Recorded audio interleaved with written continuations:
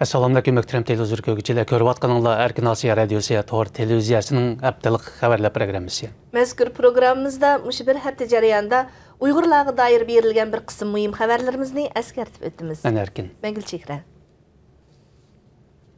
28 dekabr kuni Qarqash Naylik Partikumga avtomobillik hujum qilish vaqasi yuz berib, 5 odamning o'lganligi, bir qancha kishining yaralanganligi ma'lum bo'ldi.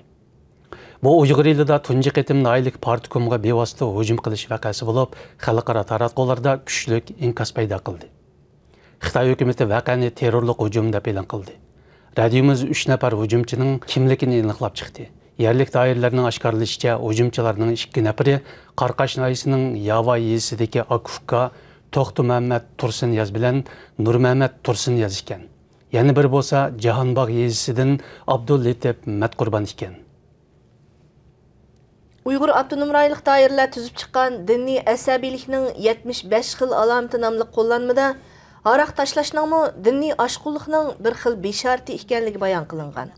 Uyg'ur diyorida 2014-yil boshlangan qattiq zarba berish va asabiylikni tugutish harakati davomida necha minglagan Uyg'ur yoshlarining tutqun qilinganligi va qamoqqa hukm qilinganligi ma'lum. Radiomizning bu vaqtdagi ahvol aniqlashi davomida Yengsa noyisining Lop yezisidagi Abdumejid Mehmetning tuyuqsiz aroq tashlaganligi va do'stlarga namoz oyatlarini o'rgatganligi uchun 7 yillik kesilganligi oshkorlandi. Shohidlardan Turkiyada o'ltirishliq Arzugul Nur Muhammadning bildirishicha, o'xshash ahvol Xotan va Aqsudda yuz bergan ekan. Abduvali Ayubning 2012-yili Amerikadan ana yurtiga qaytib, ana tillik ma'rif yo'lida dadillik bilan izlanib ko'rishi va oxirida turmaga tashlanishi Xitoyning yuqori besimli siyosati yurgizayotgan Uyg'ur elida eng aqalli insoniy huquqlarning ishga oshmaydiganligini ko'rsatgan edi. Aradan bir qancha yil o'tgan bugungi kunda Abduvali Ayub radiomiz orqali o'z kashmishlarini bayon qilib, o'zining turmadan qo'yib berilgandan keyingi ochiq sarguzashtlari bilan qanday sharoitda vatanni tark etishga majbur bo'lganligini oshkorladi. Men tutqunlikdan qutulib, hur dunyoga qaytib keldim. Ammo xalqim eng muhtoj bo'layotgan ona tildagi milliy ma'rif yo'lidan hargizma voz kechmadim dedi. Avstraliyada o'tkazilgan 13-qitimliq Uyg'ur lo'nqisini talashish futbol musobaqasi 12 oyning 25 kuni Melbourne shahrida g'alabalik oxirlashgan. Musobaqada Sydney Uyg'ur komandasi chempion bo'lgan. Melbourne Uyg'ur komandasi 2-chi, Adelaide Uyg'ur komandasi 3-chi bo'lgan. Avstraliya Uyg'ur jamiyatining raisi Mamtimin A'laning bildirishicha, Uyg'ur lo'nqisini talashish futbol musobaqasi Avstraliyada 2006-yildan e'tiboran o'tkazilayotgan bo'lib, uningda Uyg'ur yoshlarining do'stligi va o'zaro tushunishi maqsad qilingan ekan. Turkiyada tonilgan Uyg'ur o'smir Mujohid Qashqari o'zi loyihlagan yangi asar bilan yaxshi natijaga erishib, yana bir qatim Turkiya taratqullarining diqqat nuqtasiga aylandi.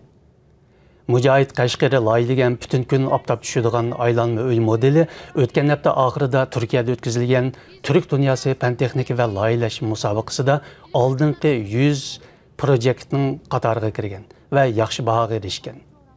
Mujohid Qashqarining dadasi Mirkamil Qashqari bu vaqtda radiomiz ziyoratini qabul qilib, kichik Mujohidning bu xildagi ommaviy faoliyatlarda o'z talantini namoyon qilish bilan bir vaqt yana Sharq Turkiston masalasini anglitib kelganligini bildirdi. Xitoy doiralarining o'tgan 3 oy jarayonida Qashqa, Xotan va Aqsu qatorli viloyatlarda masjidlarni a'lolashtirish viviskasi bilan ko'plagan masjidlarni chekib etishi yaqinqi bir haftadan buyon turk taratqularida kuchli inkas paydo qildi. Turkiyaning oldingi qatordagi 4 cho'ng gazetining biri bo'lgan va Erdo'g'an hukumatiga qarata moyilligi bilingan Yangi Shafaq gazeti bu haqda Sharq Turkistondagi masjidlarning o'rilishi degan temada xabar e'lon qildi. Xabarda doiralarning Uyg'ur diyoridagi 3500 dak cho'ng kichik masjidni bexatarlikni bahona qilib chekib etganligi, bu harakatning yerlik musulmonlarning qalbida saqaymas jarohat paydo qilganligini eskartdi. Muhtaram televizor ko'rguvchilar, yuqorida Erkin Asiya radiosi Tor televiziyasining haftalik xabarlar programmasini ko'rdinglar. Kelar hafta ko'rishaylik. Xayr xo'sh. Xayr xo'sh.